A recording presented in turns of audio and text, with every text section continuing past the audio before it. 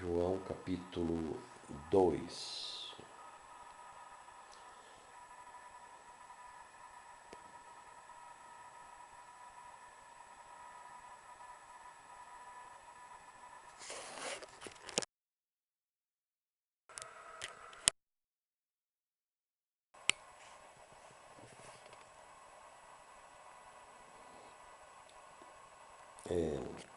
Jesus ia para o templo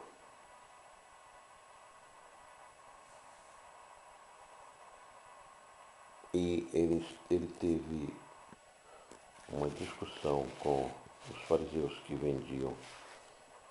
permitiam vender pomba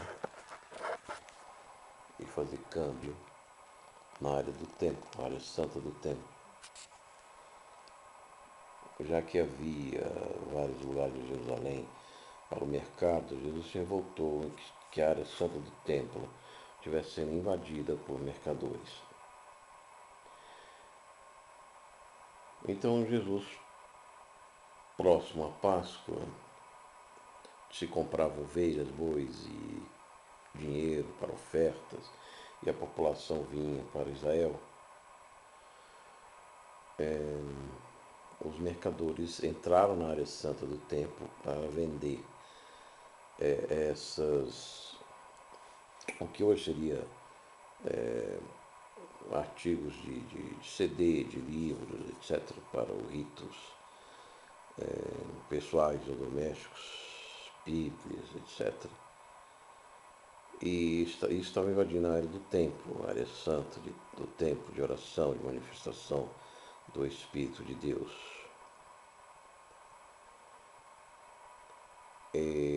Jesus censurou e os judeus, mercadores, os confrontaram, né, adversamente, perguntando: que sinal nos mostra para fazer isso? E a resposta de Jesus foi surpreendente. Ele já estava na Páscoa do seu sacrifício. Ele disse aos judeus que se eles derribassem aquele templo, em 3 dias Jesus o levantaria.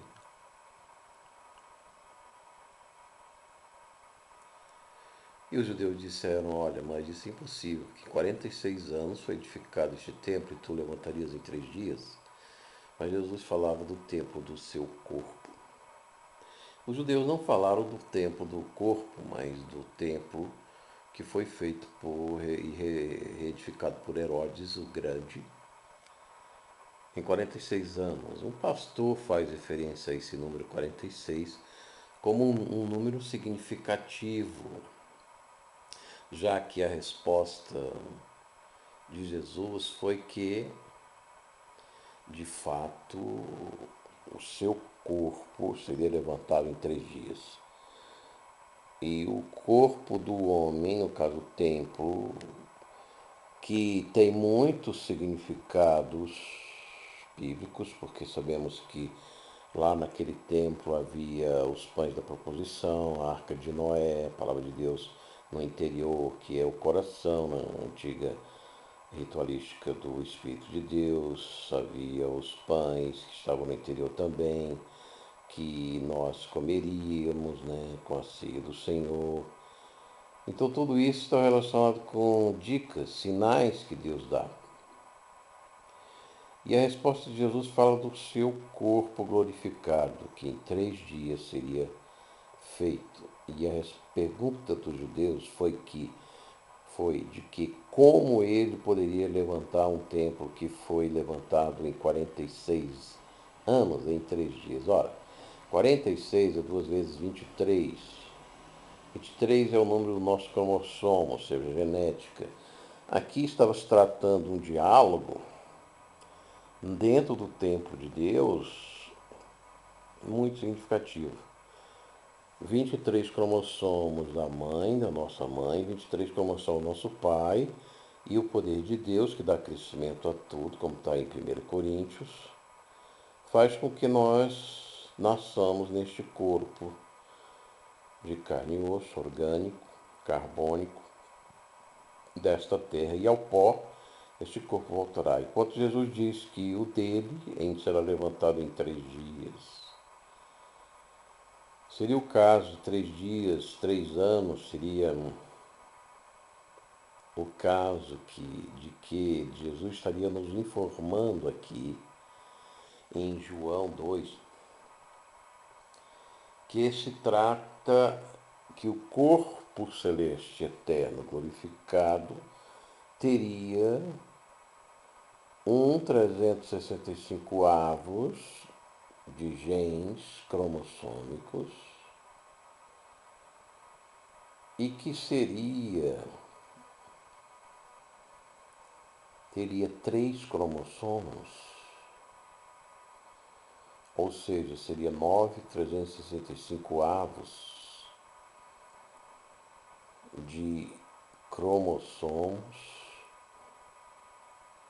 de genes do que nós temos hoje, porque nós temos cerca de 22 mil cromossomos, seria 1% genes, seria 1% de genes, 220 genes.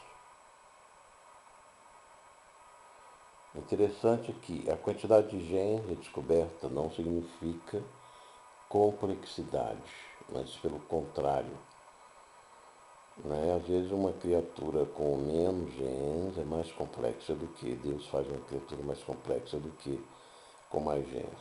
Bem, aqui Jesus estaria nos dando uma dica de que seria 3 cromossomos, um do nosso pai, um da nossa mãe e um de Deus.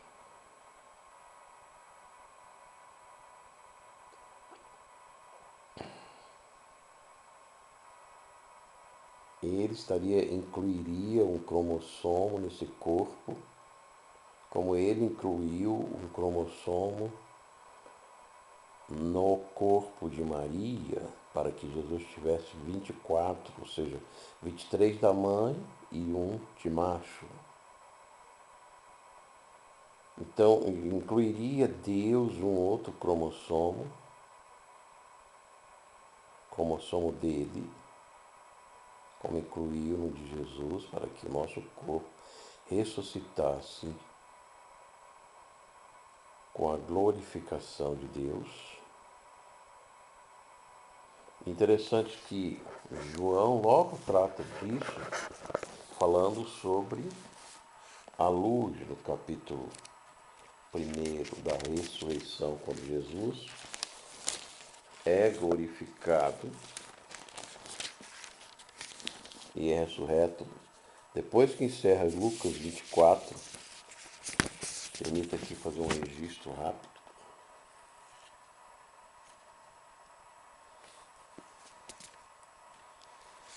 Então, depois que Jesus é glorificado, ascende aos céus em João.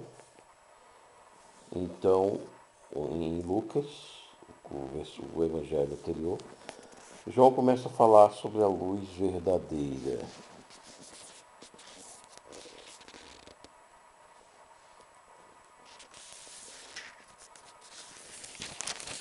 A luz de Jesus.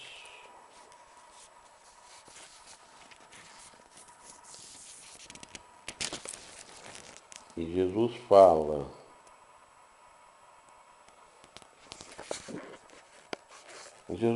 com a samaritana em João 4,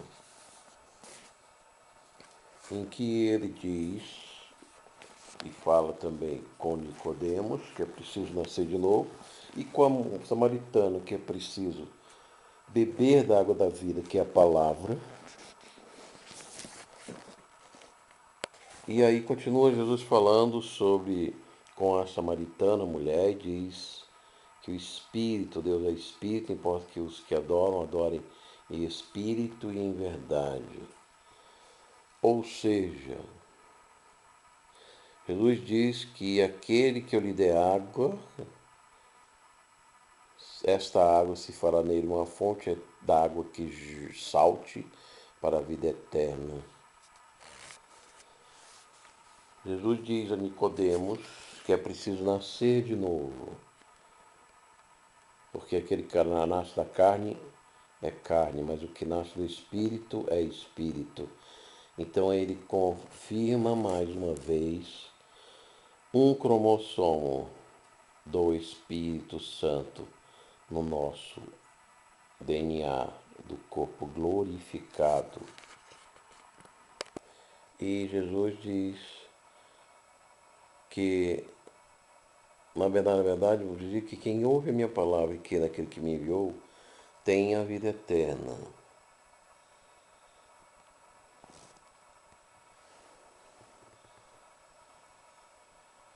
Em verdade vos digo que vem a hora e agora é que os mortos ouvirão a voz do Filho de Deus, e os que a ouvirem, viverão. Porque como o Pai tem a vida em si mesmo, assim deu também ao Filho ter a vida em si mesmo, e deu o poder de seu juízo, porque é o Filho do homem.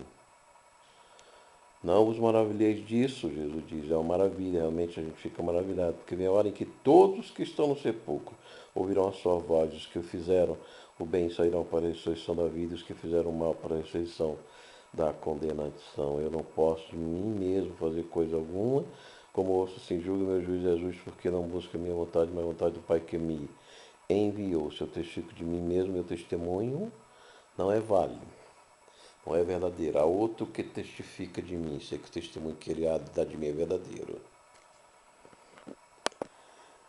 Eu vim em nome de meu Pai e não me aceitais.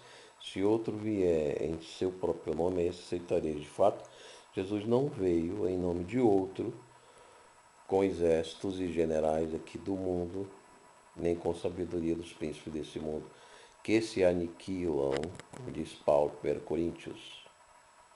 E logo em seguida, Jesus faz o milagre da Páscoa, da multiplicação dos pães.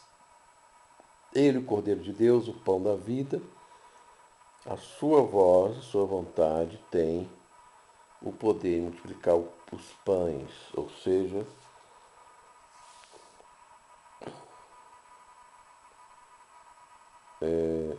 5 pães de cevada e 2 peixes.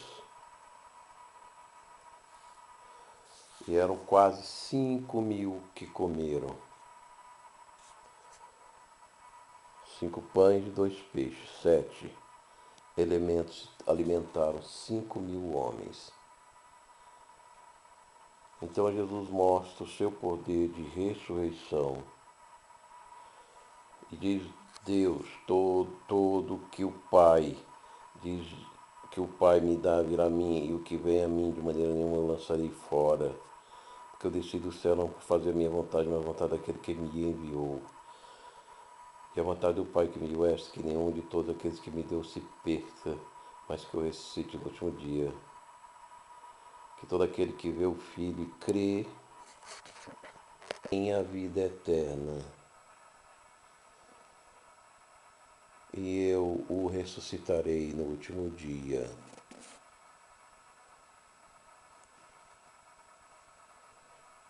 Aquele que crê em mim tem a vida eterna. Eu sou o pão da vida. Eu sou o pão vivo que desceu do céu. Se alguém comer deste pão, verá para sempre. O pão que eu der é a minha carne, que eu darei pela vida do mundo. Aqui mais surpreendente, Jesus diz que o seu corpo é de alguma maneira pão da vida, e quem comer viverá para sempre. Como alguém pode comer corpo de Deus, corpo de Cristo? Não é somente uma filosofia de transubstanciação, há outro mistério de DNA aqui envolvido. Qual seja, quando Jesus foi derramado o seu sangue no Calvário, na Páscoa de 32, profetizada por Daniel, teria que ser naquele ano, o seu sangue, depois do terremoto, escorreu na abertura até a caverna de Jeremias, onde tinha sido escondida a Arca da Aliança, e caiu sobre o propiciatório da arca, onde era oferecido o sangue do Cordeiro pelo sumo sacerdote uma vez por ano. Nessa solenidade. O sangue foi oferecido pelos nossos pecados nessa arca. Está em Sião, no Monte Calvário. Lá, o seu sangue, ou seja, os sômates do sangue humano não podem ser destruídos por arma nuclear, de seja quem for, que tipo de exército for, ou país, seja secular ou seja democrático, seja cristão ou árabe, a bomba não pode destruir o sômate do sangue humano que está no chão. Eles foram descobertos algumas dezenas de anos atrás pelos cientistas com o telescópio eletrônico e eles vivem e nem a química, tão pouco e nada os destrói, está vivo.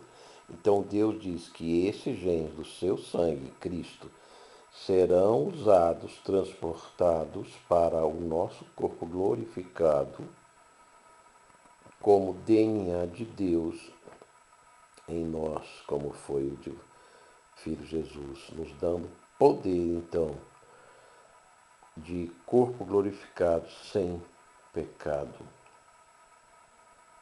É a restauração adâmica que o pecado tirou. Cristo, com o seu sangue, nos reabilitará para viver, para entrar no reino de Deus, como disse Nicodemos. Se o homem não nascer de novo do Espírito que fará isto, não poderá entrar nem ver o reino de Deus. Uma vez, temos um testemunho de um judeu kardecista ortodoxo que ele morreu. Ele estava em Buenos Aires, não me lembro o nome dele. Ele já era doente do coração e ele sentiu o ataque, caiu no meio da avenida, os carros passavam do lado. E ele pensava em invocar o seu médium espírita para avisar a mulher que tinha $10.000 no seu bolso, no cadáver. Ele foi para o necrotério, não conseguiu avisar a mulher e viu que o catecismo era mentira, que os médios não ouvem os mortos. E então a alma dele subiu a Jesus. Jesus mostrou só as marcas daquele judeu e disse: eu sou o Messias. Ele disse: eu quero ir para onde tu estás. Essa tua luz linda, gloriosa, eu quero Messias para mim, Jesus. A alma dele respondeu positivamente a Jesus, nessa visão do céu. Uma luz o transportou até lá. Mas Jesus disse: não pode, porque se você vier para cá, você ficará eterno, a sua alma será eterna. E você ainda tem que fazer alguma obra para mim na terra. E devolveu o corpo dele no necrotério. Ele se levantou, e muito pavor naquele necrotério. Bom, o que eu quero dizer é que, de fato, existe um lugar no céu onde a alma se torna imortal. E para ela entrar e para ela habitar, ela precisa de também um corpo imortal, eterno, sem pecado. E é isso que nós estamos falando, expomos sobre essas dicas que vemos no Evangelho de João a respeito deste corpo. Fizemos essa análise sobre o DNA, a dica do DNA de Cristo, do seu sangue no Calvário, que foi descoberto por Ronhat, um adventista, e foi feito o exame de DNA em Jerusalém, autoridades judaicas, no laboratório de Jerusalém. Descobriu-se que Jesus, o sangue dele do Calvário, tinha 24 cromossomos, 33 da sua mãe Maria e um de macho, do Espírito Santo. E então vemos o diálogo de Nicodemos com Jesus, que precisa nascer do Espírito para ver o reino de Deus, aonde nós temos a eternidade e a imortalidade. Então estas são as dicas desse estudo sobre a glorificação do nosso corpo na ressurreição de Cristo. Por isso somos cristãos, porque cremos na ressurreição de Cristo, como diz 1 Coríntios Paulo. Se nós não cremos na ressurreição de Cristo e na nossa ressurreição, que são sinônimas, não somos cristãos. Então é uma cláusula pétrea da nossa fé, da nossa confissão. Shalom Hashem, que vos fala, pastor Ayrton da Igreja de Jesus, neste 27 de abril de 2013.